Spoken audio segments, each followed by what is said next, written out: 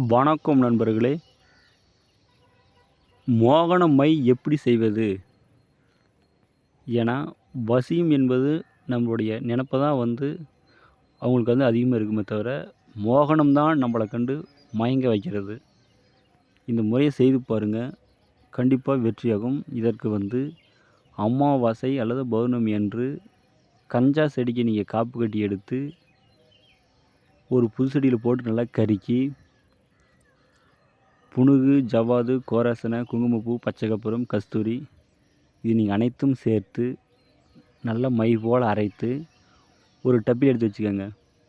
பிறகு சகல படைகளும் வைத்து கிழக்கு முகமாக அமர்ந்து ஓம் நந்தி நந்தி குரு குரு சௌம் க்ளீம் ஈம் வா வா இன்னார் மகள் இன்னார் மோகனம் மோகனம் ஹும்பட் சுவாகா.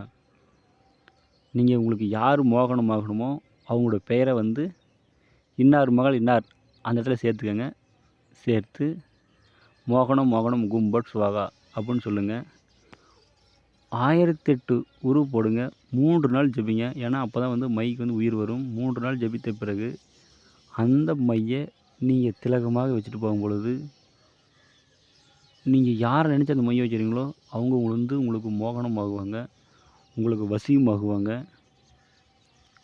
இதே போல் கஞ்சா செடி, ஆலம் விழுது, நன்னாரி, பிறகு ஓமத்தான், இது நீங்கள் அனைத்தும் இந்த மோகனத்துக்கு நல்லா வேலை செய்யும். இது எது கிடைச்சாலும் சரி எடுத்து செய்து பாருங்கள், கண்டிப்பாக வெற்றியாகும். கஞ்சா என்பது அது ஒரு மத்தி மயக்கி, அது பயங்கரமாக வேலை செய்யும். செய்து பாருங்கள், அப்போ தான் உங்களுக்கு எல்லாம் தெரியும். கண்டிப்பாக வெற்றியாகும். ஏதாச்சும் டவுட் இருந்தால் கூட ஃபோன் பண்ணி கேளுங்க, நான் கண்டிப்பாக சொல்கிறேன். நன்றிங்க.